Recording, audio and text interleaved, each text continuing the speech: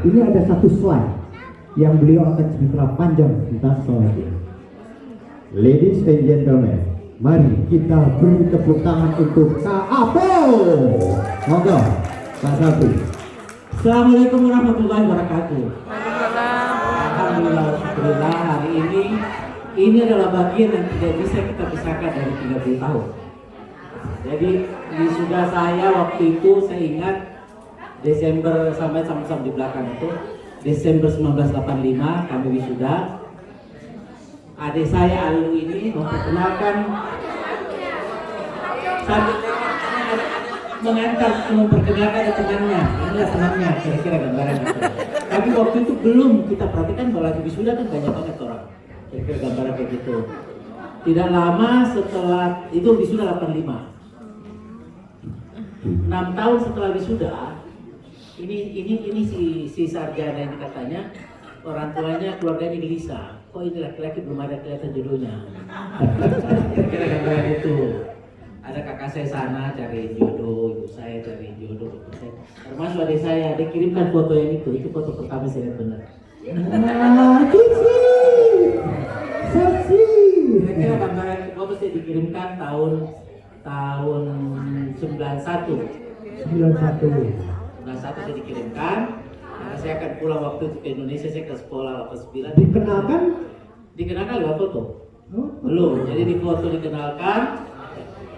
Janjian ya, saya ke Indonesia, saya mau kunjungi. Oke. Waktu itu menarik, karena kan saya tidak mau mengecewakan semua yang mencalonkan. Ini dia ceritanya. Dan dengan gagahnya mendatangi satu persatu. Dengan gagahnya. Yang terakhir saya datangi pakai bajai. Saya naik bajai ke rumahnya. Jadi saya ditanya sama kakak, ke Tante Ros, ya ada Tante Ros ini, Tante Ros ini. Mana Tante Ros? Oke, tahan dulu, tahan dulu. Jadi Pak Sabri tadi cerita bahwa dia memilih dari 5 sebuah. Ada satu cerita menarik. Rupanya beliau pura-pura nggak butuh. Dengan bujunya Arab, bayangin dicomblangin. Terus siapa sih lupa katanya? Iya nggak bro. Terus lewat gitu aja. Coba duduk dulu. Bahaya nih kalau suruh cerita bisa 1 jam.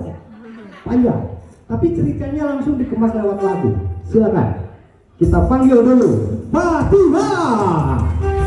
Lagu ini namanya Alu. Lirik dengan ceritanya bagaimana Kak Apo menyambut Arab. Pernah dengar lagu ini?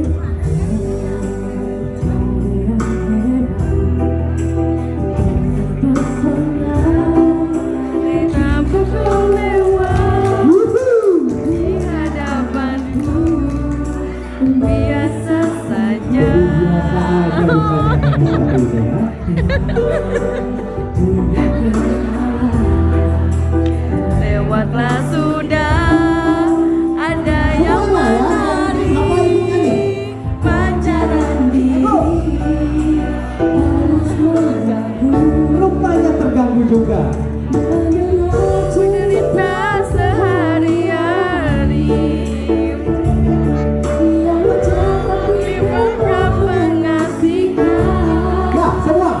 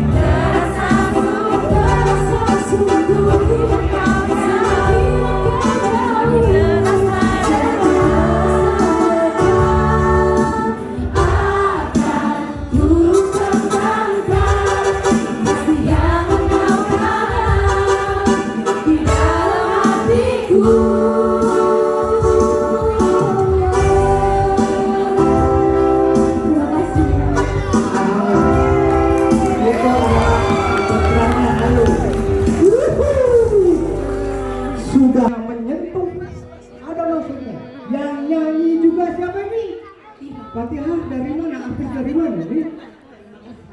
Kata Putra Tri. Halo, tepuk tangan untuk Fatihah. Kita konfirmasi sekarang. Maksudnya apa ini, Bang? Jadi waktu diperkenalkan ya waktu itu kan ya persis lagu ini tidak terasa ya lewat itu saja.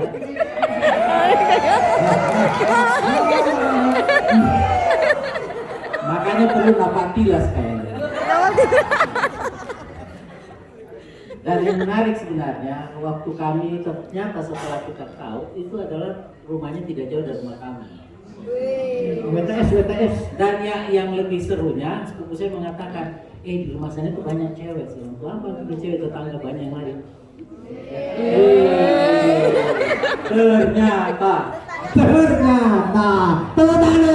Kak, apa pura-pura nggak butuh, tapi setelah ditinggalin susah dilupakan.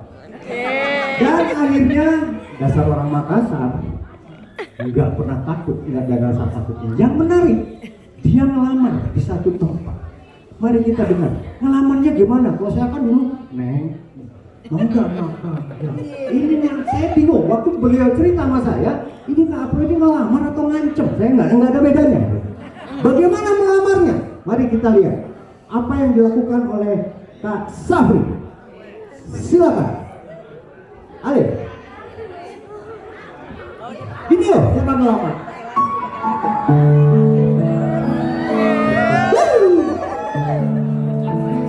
Perhatikan kalimat kata-katanya. Dengarkanlah wanita pujaanku, malam ini akan ku sampaikan hasrat suci kepadamu dewiku.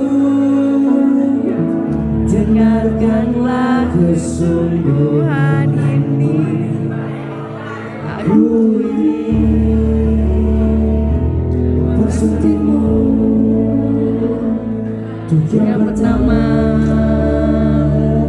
dan terakhir. Dengar, lihat kata-kata ini. Jangan kau tolakkanku, Jangan kau tolak. ku takkan berulang untuk Gak mau ulang dua kali. keyakinan hatiku ini. Saya yakin Akulah yang aku yang terbaik untukmu. Keren banget. wanita impianku, malam ini akan ku sampaikan Semuanya ya. janji suci satu untuk selamanya. Dengarkanlah kesungguhan ini, Ya, aku ingin semua. aku ingin mempersutimu untuk yang pertama dan terakhir. Jangan kau tolakkanku, Aku kayaknya gimana kayaknya? untuk melindah satu keyakinan hatiku ini. Akulah yang terbaik untukmu. Iya, mana tepuk tangannya buat kedua. Ayo untuk laki-laki Makassar ini sebetulnya ya. Kita harus tepuk tangan, percaya diri sekali. Jangan kau tolak cintamu. Terbaik untukmu. Tepuk tangan dulu. Benar, klarifikasi katanya. karena kami waktu itu pertama kami datang hanya kenalan. Jadi kami datang waktu itu adalah bulan Juni. Maaf, Januari kami datang, terus Juni kami datang lagi, Juni kami datang lagi ke Indonesia. Waktu saya sempat keluar sama beliau, ajak jalan. Kami kira-kira ada berapa jalan di dalam taksi. Kan dia bilang saya mau lamar, dia bilang mau ke sekolah dulu. Jawabannya sederhana, you mau atau tidak? Akhirnya saya tidak ada tawar menawar dalam hal ini. Now or never. Tepuk tangan dulu untuk Kafle. Dan apa yang terjadi akhirnya resmilah mereka di tanggal 21 Juni tahun 92 ya. Waktu itu tawaran apa, negosiasinya apa? Saya mau sekolah dulu gitu ya. No or never. Ada kecil juga, kalau no gimana, kalau never gimana. Baik Bapak Ibu, akhirnya mereka naik pelaminan dan dilaksanakan di Makassar di Golden Hotel ya. Dan alhamdulillah tepuk tangan untuk pasangan mempelai kita. Ibu juga masih ada di sini Ibu ya. Tepuk tangan dulu untuk Kak Abu dan Kak Ana. Yes. Tolong sekarang mic serahkan ke ibu ya. Udah, giliran laki-laki hanya dari pengen, kejar, lamar, diterima, selesai. Habis itu urusan perempuan. Penderitaan demi penderitaan. Hamil lagi. Apa yang terjadi kalau bukan karena kekuatan seorang perempuan? Saya nggak yakin. 30 tahun bisa. Kita dengar bagaimana versi Ara dalam kisah ini. Dia ceritanya ini, nggak tahu ini gimana ya ceritanya ya. Oke lah, silakan. Ya, jadi terjadi negosiasi waktu itu.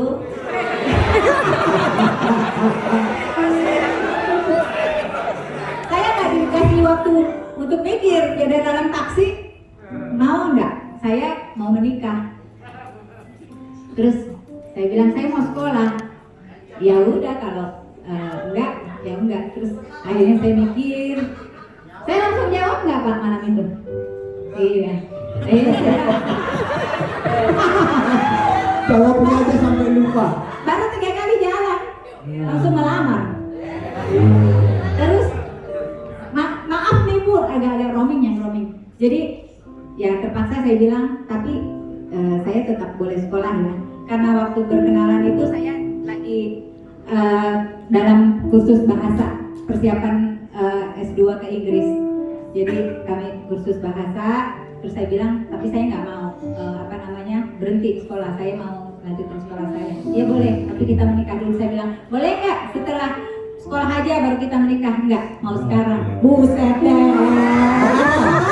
Apa? Akibatnya ini gambar apa ini? Gambar apa? Ini Ya, jadi akibatnya. akhirnya kami menikah.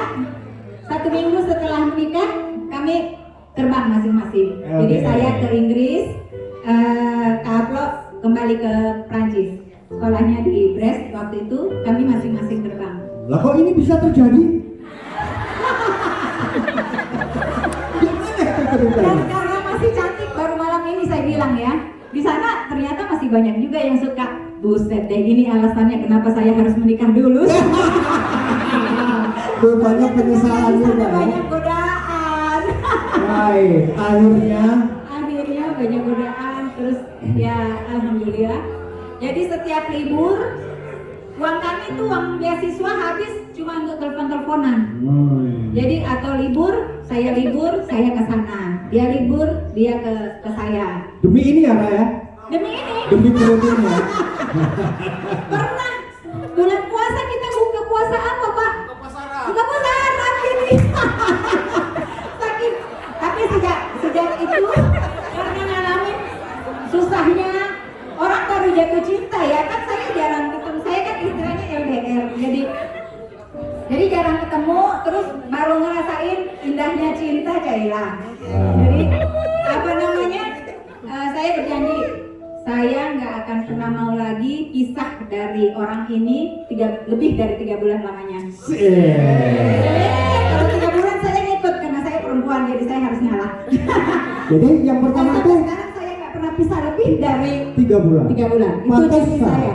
Nggak pernah saya mau tinggalkan. Datanglah Karena sang jawang bayi ini ya. jadi sampai hamil pun masih ada yang suka sama saya, ngirimin saya isi kulkas. Sekulkas sampai saya bilang, saya sudah dokter di Inggris pun bilang, where's your boyfriend? Saya bilang, no, I have a husband. Dia nggak percaya karena saya kayak kelihatan anak kecil kan. Di kampus saya ngantuk-ngantuk. Ternyata saya hamil. Ya itu ulahmu sendiri itu. Ini apa gambar apa nih Ra? Ya, itu di sini kami dapat tiras waktu itu kembali ke tempat anak saya yang pertama lahir. terakhir Aan, akhirnya saya melahirkan di Inggris. 8 bulan hamil pun saya masih harus sendiri ke London karena kota saya sekolah itu 1,5 jam dari London. Naik kereta, saya penelitian di London, saya 8 bulan hamil pun sendiri ke London untuk penelitian segala macam. Sebentar, mana Aan? Tepuk tangan untuk Aan. Ini dia.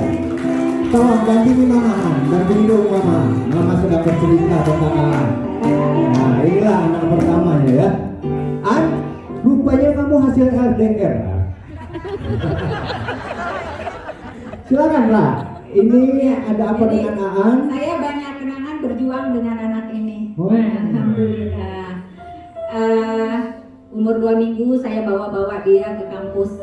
Saya taruh di di meja besar sambil mengetik tesis saya. Terus teman saya orang Afrika bilang, "Hey, saya di kampung saya itu 40 hari orang nggak boleh keluar rumah." Saya bilang, gimana lagi, saya harus selesai karena saya harus selesaikan di Inggris cuma 1 tahun mestinya, tapi saya diberi kemudahan kelonggaran, saya boleh perpanjang 6 bulan lagi untuk menyelesaikan sambil saya mengurus bayi saya. Alhamdulillah, Aan adalah anak yang sangat bersyukur dengan kehadirannya di Jaila, memperkuat. Jadi cerita saya dengan Aan adalah cerita berjuang, bagaimana seorang ibu berjuang di negeri orang lain sendiri, hamil saja. Kalau ngidam saya nangis, saya telepon. Jadi waktu itu kan telepon masih mahal, saya telepon suami saya, saya mau makan rendang, saya mau makan palu mara. Jadi betul-betul banyak kenangan dengan Aan. Terus Aan adalah inspirasi kami di rumah. Dia adalah anak yang sangat kalau saya bilang berbakti ya. Dan dia adalah role model dari keluarga kami. Kami akhirnya bisa sholat tahajud rutin karena kami mencontoh dia. Jadi kami mencontoh dia, puasa Senin Kamisnya, alhamdulillah. Dan dia yang selalu mengingatkan kami, saya dan bapaknya selalu ingatkan. Kalau lagi ngobrol, Mama, waktu di rumah itu jangan cerita duniawi terus. Sebagian waktu harus untuk bicara tentang akhirat. Jadi kalau kami diskusi tentang dunia, bisnis apa, kerjaan itu kami stop kalau ada dia. Karena kadang-kadang subuh pun kalau habis nunggu subuh, kita ceritakan apalah kerjaan. Dia bilang, Mama, jangan waktu dihabiskan hanya untuk dunia. Ceritalah tentang akhirat. Jadi kita mulai dengar ceramah lah kalau subuh. Itu karena, atau kalau kita ngomongin orang, dia bilang, Mama, gibah, stop. Ya, kita stop lagi. Tepuk tangan dulu doa. Iya. I'm grateful because Iya, Mama stop juga bicaranya waktu habis ini saya. Ya, oke. Ngomong-ngomong, lulusan mana nih jadinya? Ceritanya dia menarik, kenapa dia sekolah di Jepang. Jadi waktu kelas 2 SMA, namanya juga anak pertama ya. Dia itu panjang-panjang. ranking 23 dari 24 murid. Tapi di kelas 3 dia bisa jadi juara 2 ya, lulus. Terus saya kelas 2 itu saya mulai hunting, namanya juga anak pertama. Jadi maulah anak sekolah yang terbaik lah untuk anak. Saya saya pikir gak mungkin lah anak ini dapat negeri, karena itu kan ranking 23 dari 24. saya search, saya melihat ke Belanda, gak mungkin di sana narkoba dijual bebas. Saya ke Amerika sama, di sana pergaulan bebas, dan mungkin dia pulang dia tidak akan menghargai kami sebagai orang tua karena di sana sangat liberal. Akhirnya saya mengambil di Dubai, waduh, nanti dia pulang jadi radikal dia.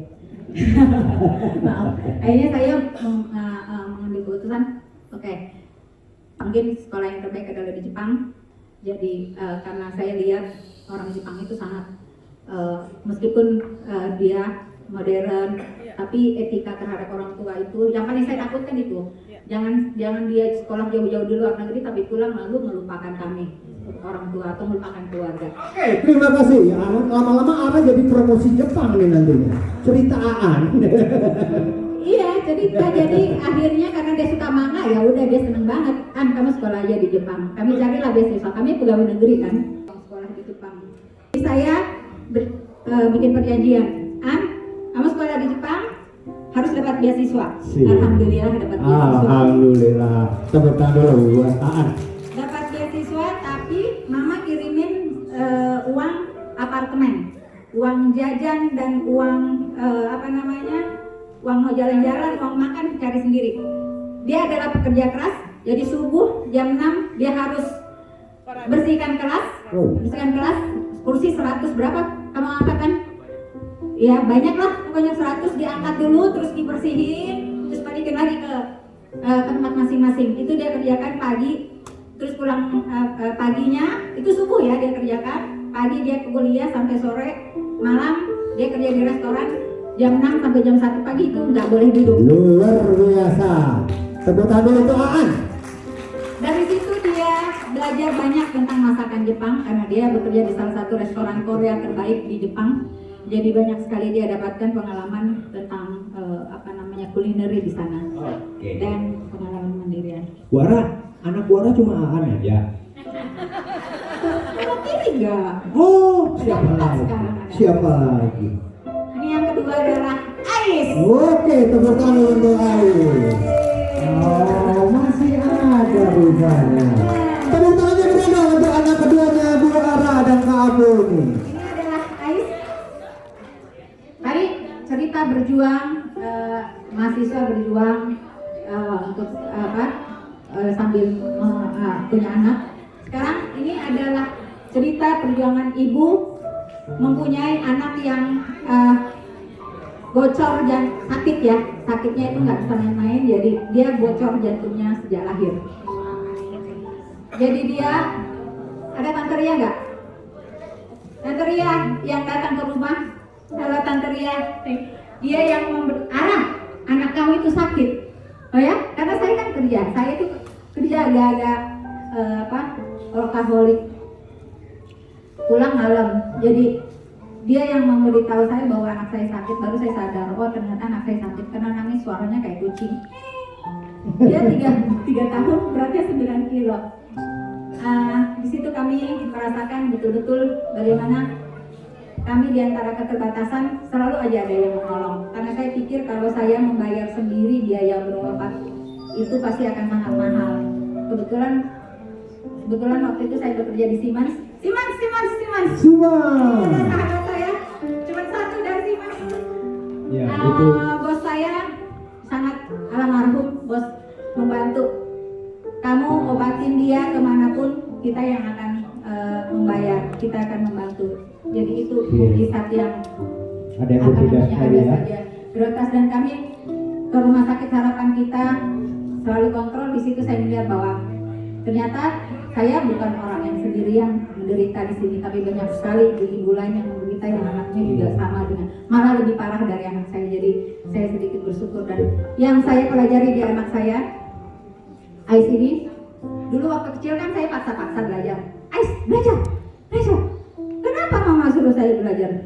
Biar kamu cepat dapat sekolah bagus, terus cepat kaya. Banyak duit. Terus dia bilang, apa hebatnya orang banyak duit mah? Tuh, saya langsung, saya salah ya mendidik anak saya untuk materi semata-mata. Ternyata ada orang yang kebahagiaan itu bukan dari materi. Jadi kebahagiaan yang diukur itu bukan semua, dan memang dia begitu. Dia adalah yang paling sabar. Saya apa aja mah, saya yang terakhir aja. Jadi dia memang orang yang, jadi dia yang mengajarkan saya bahwa kita hidup di dunia ini bukan untuk mengejar materi semata-mata, tapi kita hidup di dunia ini kita ada goal yang lain yang harus kita kejar selain materi. Terima kasih Ais, tepuk tangan untuk Ais ya. Akhirnya Ais pun menyelesaikan pendidikan. Iya, ya? karena Ais itu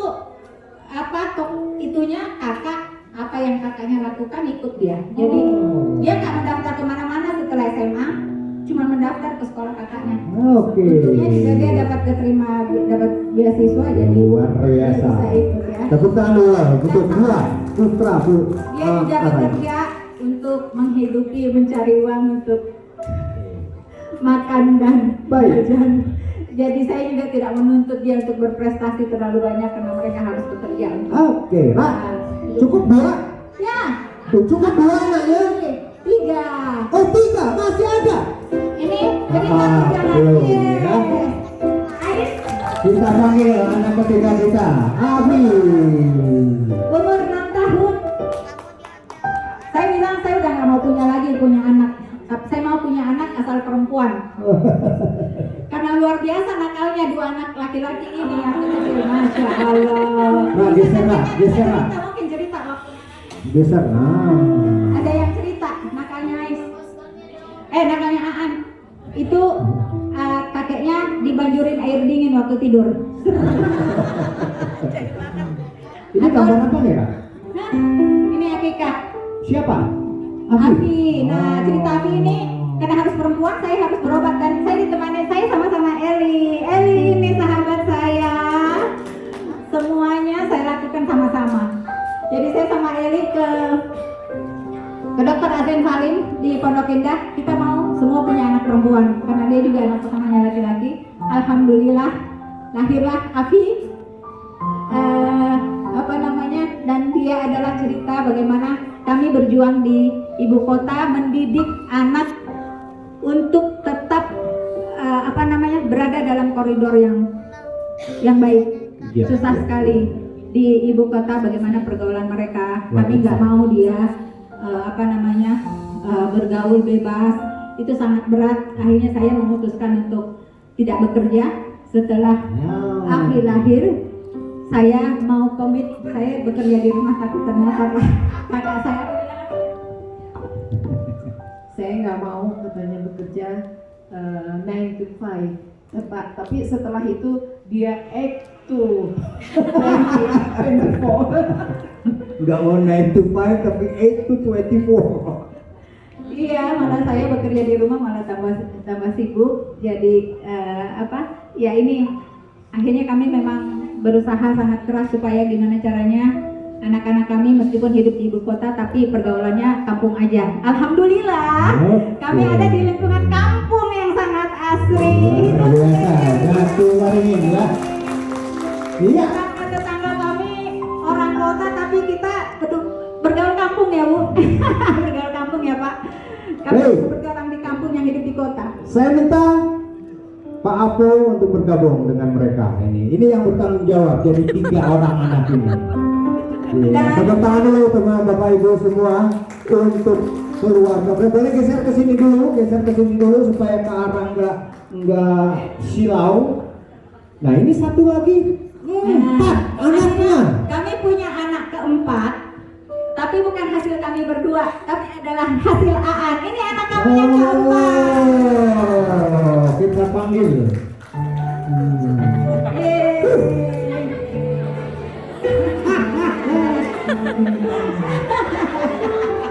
Foto cepat sebelum dia nangis. Bawa boneka sih Terus sebelum dia nangis Gus.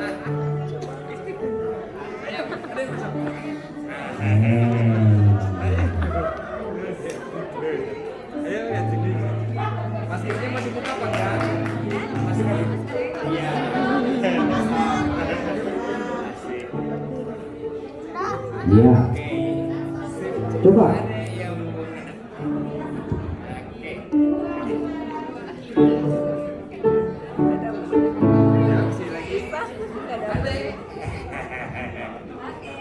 Itu yang dipanggil itu siapa namanya, Pak? Ini adalah Hina-chan, anak kami yang sangat cantik, baik sekali, mau meninggalkan kampung halamannya demi untuk sebuah cinta.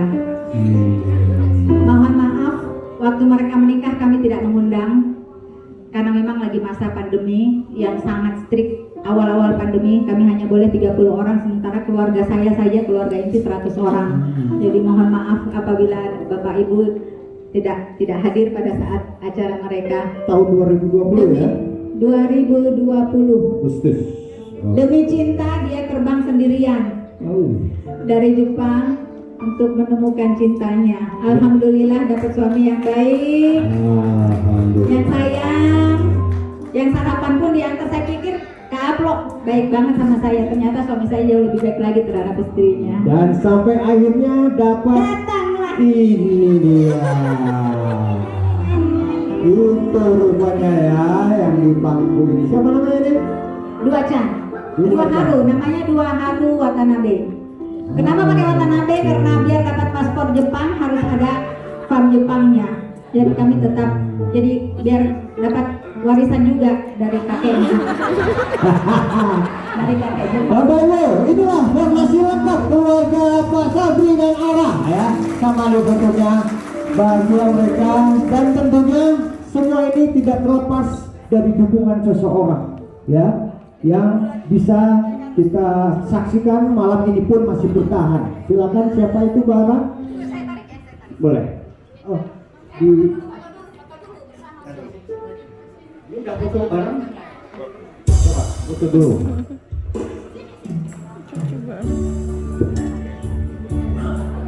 Inilah keluarga lengkapnya.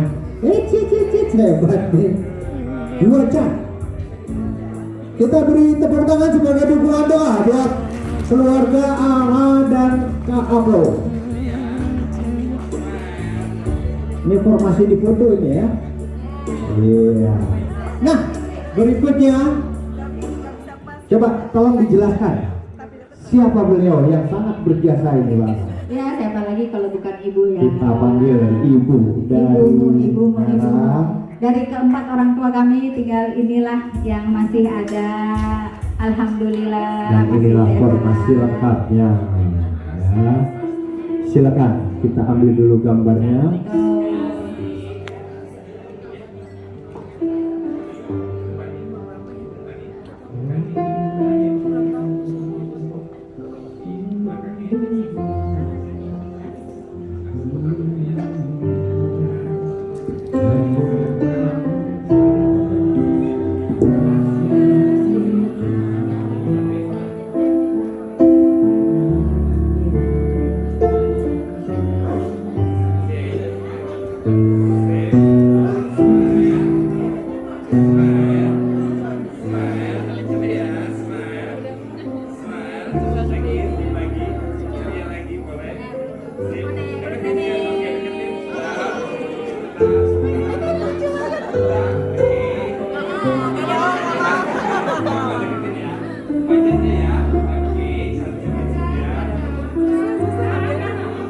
Sebentar, jangan bubar dulu.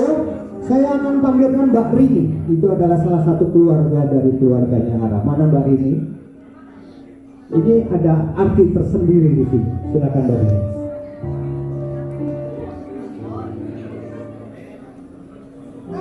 Oke, assalamualaikum warahmatullahi wabarakatuh semuanya. Mungkin saya panggil partner saya malam ini, Mito, silakan.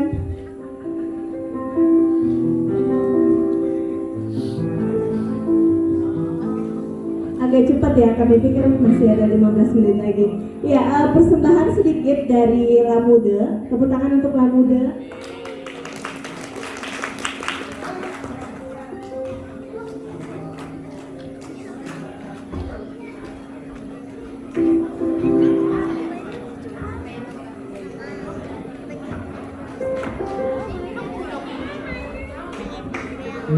Oke. Oke. Ya, perkenalkan saya Rini dan Saya itu. ya kami MC amatiran malam ini. Jadi setelah tadi perjalanan ya diceritakan sama Om Aplo, kemudian Tante Ara, sungguh takjub sekali 30 tahun ya, Wow, 30 tahun men. luar biasa. Saya baru 30 tahun. Jadi pas lahir menikah. Ya, kalau Mito sendiri berapa tahun Apanya nih? menikahnya? Oh, menikahnya.